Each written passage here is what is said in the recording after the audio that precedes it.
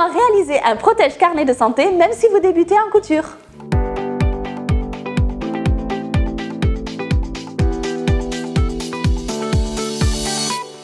Bonjour, c'est Sarah, j'espère que vous allez bien. Je suis super contente d'être avec vous aujourd'hui. Je vais vous montrer comment réaliser rapidement un protège-carnet de santé même si vous débutez.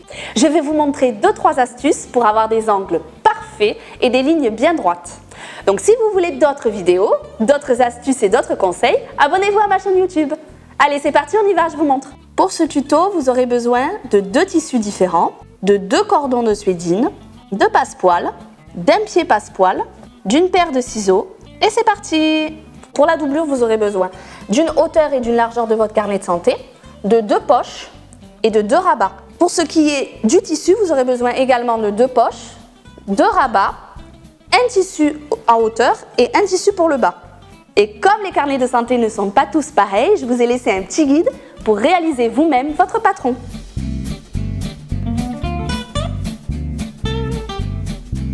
On a placé le passepoil. Alors moi je l'ai placé à 1,5 cm parce que je vous ai mis des valeurs de couture de 1,5 cm.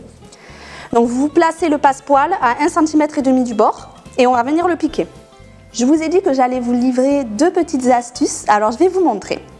Pour piquer droit, je vous ai mis un élastique à 1,5 cm de l'aiguille, dans ce sens-là. Et pour les angles, je vous ai mis un adhésif à 1,5 cm également de l'aiguille.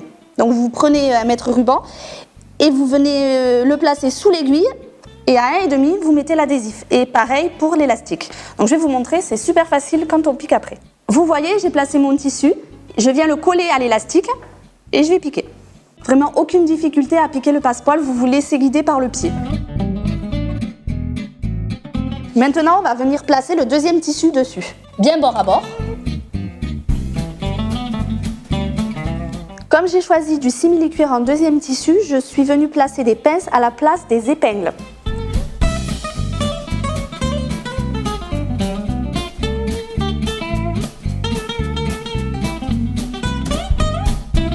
Voilà le résultat. Donc j'ai passé mon travail au fer aussi, donc il ne faut pas oublier de repasser. Bon là, je n'ai pas repassé sur le cuir parce qu'il ne faut surtout pas, mais repasser, c'est hyper important de repasser, sinon vous n'aurez pas un travail soigneux et vous aurez un résultat catastrophique. Donc pensez bien à repasser. Maintenant, on va passer à l'assemblage des poches. Je vais prendre mes 2 poches. Là, j'ai ma poche tissu et ma poche doublure. Donc je vais venir placer ma poche doublure endroit contre endroit, bien sur le trait supérieur, et on va piquer. La valeur de couture étant la même, on va venir piquer à 1,5 cm.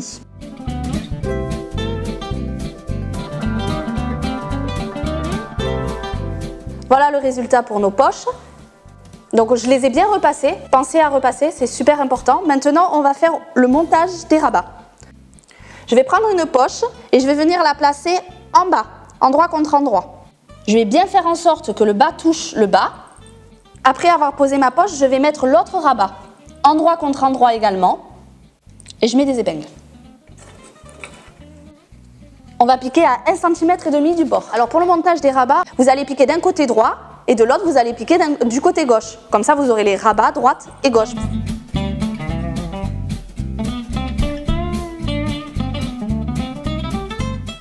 Maintenant nous allons passer au lien. Je l'ai descendu à 0,5 par rapport au passepoil et je vais venir piquer à 1 cm. Sachez que vous avez 1,5 cm de valeur de couture, mais je ne le pique pas à 1,5 cm pour ne pas avoir de double piqûre. Donc piquez-le à 1 cm pour avoir un maintien déjà. On fait 2-3 allers-retours et c'est bon. Pour cet exemple-là, je vous ai pris un rectangle de 30 cm sur 4 cm de largeur. Je vais venir plier en haut au fer à 1 cm. Je replie au milieu de mon rectangle, puis je vais faire venir rentrer à 1 cm à l'intérieur. Donc au final, vous allez avoir un beau rectangle de 1 cm. On va venir surpiquer. Donc rappelez-vous, j'ai plié au fer à 1 cm en haut. Donc on va venir d'un seul côté parce que l'autre on s'en fout, il va rentrer à l'intérieur, celui-là il sera visible. Donc on va venir piquer à 1 mm, allez 2 mm si vous avez envie, à 2 mm en faisant un angle tout le long. On arrête avec la roue libre et quand on arrive à l'angle, on va tourner.